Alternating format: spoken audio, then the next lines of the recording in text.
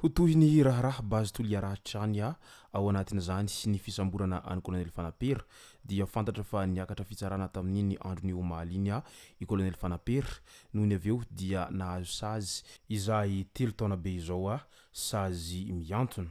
Ka ny pitsipitsony mahakasika an'izay no fakafakaina amintsika atao anatin'ity vidéo ity ka manasa antsika rehetra anaraka an'ity vidéo ity hatramin'ny farany.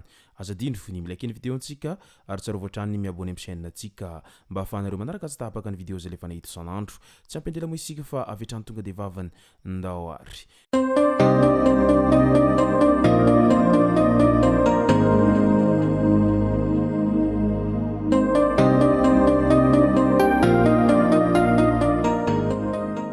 Ny tonga tsy miaraba hono na mantezitra ka dia faly miaraba isika rehetra mpanaraka tsy tapaka an'ity chaîne ity nitendako amin'ity androandroany ity.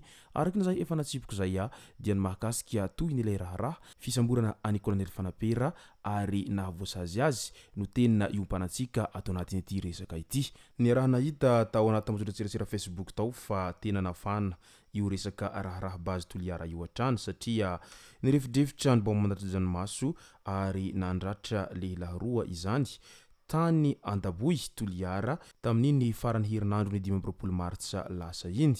Raha nifantatra dia zanadriaka anakiroa no naratra voan'ny lakrimozeny izay nalefa ny mpitandro ny filaminana izay nanao fanoherana ny siny orinasa bazy toliara any an-toeranany. Nanomboka tamin'ny 4 hariva ny fandefasana lakrimozeny ary tsy nijanona izany raha tsy tamin'ny 7 hariva tany hoany.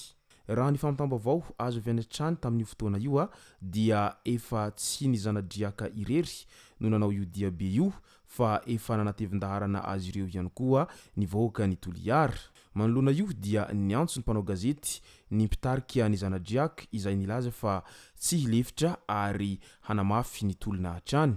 Tsy hemitra fa vonina ny hanao sorona ny ainay zahay na hatramin'ny oviana izany hoy ny filohan'ny zanadriaka tao anatin'ny 120 fokotany any toliara voalohany any raha nitafa tamin'ny mpanao gazety izy ireo. Fanohen-kevitra sy fanoherana an'io orinasa io no nataonay. Nanao dia be ampilaminana miangaveny anketraka nakany adaboy izahay. Rehefa ny hananakaiky ny toerana nisy anireo mpitandro ny filaminana nefa dia nandefa bomba mantasy-dranomaso izy ireo ka namparatra ny namanay hoy ny solitena ny ireo olona izay nanao hetsika hatrany. Nilaza hatrany moa ny zanadriaka fa izy ireo ihany no miantoka ny fitsaboana anireo mpikambana roa lahy izay naman'izy ireo naratra sy niditra hopitaly no niratra nahazo azy ireo izay. Tao anatin'izay fihetsiketsehana izay moa dia iny fantatsika iny fa voasambotra tao anatin'izany i colonel Fanampera izay isan'ny lohandohan'ny mpitarika anireo zanadriaka tamin'izay fitakina izay nataon'izy ireo izay. Tsire ary tsy fantatra izy tao anatin'ny andro vitsivitsy noho ny aveo dia heny fa any Antananarivo renivohitra indray izay noentiny mpitandro filaminana nakany mba hamonjy ny fitsarana azy. Fantatra tao anatin'izany fa niakatra fampanohavana tamin'iny andro ny omaly iny ary notsaraina avy hatrany ny colonel Fanampera rodiny Ireo na i colonel Fanampera. Anisan'ny vesatra ny ampangana azy ny fitarihana olona hidina an-dalambe izay tsy nazahoana alalana, fitarihan'olona ikomy, fanimbana fitaovam-panjakana, fikasihan-tanana mpitandro ny filaminana. Ilay raharaha bazy toliara no tena votoatiny ireo rehetra ireo satria dia lohandohan'ny mpisorona nanohitra ny fisokafany ity orinasa ity ny colonel Fanampera. Niakatra fampanohavana tao amin'ny fitsarana taonosy ny raharaha ka nahazo sazy mihantona 3 taona an-tranomaizina ity olobe avy any amin'ny faritry ny toliara ity. Tsy ahivana fa tamin'ny 14 martsa lasa teo no nisamboriny ny mpitandro ny filaminana io manamboninahitra efa misotro ronono ao toliara io. Tsy nandraisam-baovao mihitsy izy taorian'izay ka noho io antony io no nahatonga ny zanany lahy sy ny fianakaviany ary ireo fikambanana maro manohitra ny hanatanterahana ny fitrandrahana nangataka ny hamotsorana azy. Tao anatin' izany rehetra izany vao nivoaka ny vaovao izay nahafantarana fa noentina tany an-drenivohitra i colonel Fanampera ka nitazomina teny amin'ny toby iray tao an-drenivohitra ary izao no tsaraina izao. Nanaitra ny maro ihany moa raha vantany vao nandresy nahita an'izay sazy mihantona 3 taona an-tranomaizina izay azon'ny colonel Fanampera izay taorian'ny fitsarana azy izay. maro ireo izay andian'olona tsy faly indrindra fa ireo izay mpanohitra ny fitsanganana io base toliara io dia tena manameloka an'izany tanteraka izay sazy nahazo any colonel Fanampera izay.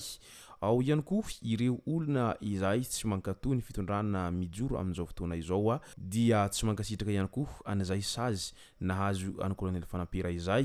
Tsy ambakan'izany moa ireo fianakaviany, ireo namany akaiky ary indrindra fa ireo havana mantsakaiza izay tena ankaiky azy sy ireo izay miray loha ary miray hevitra aminy ao anatin'izay ho fanoherana ny base toliara izay dia isany tsy nankasitraka an'izay sazy nahazo azy izay avokoa.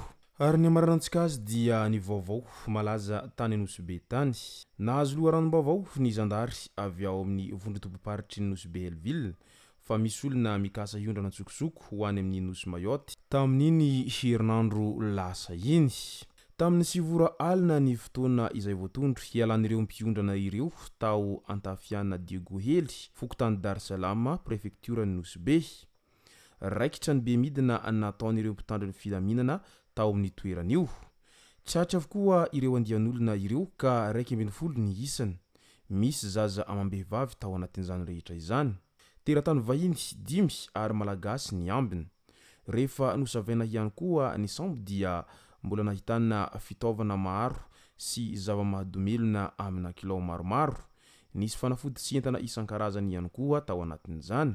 Nahatratrarana motera ensemble sy zerikanina feno solika ihany koa izy ireo.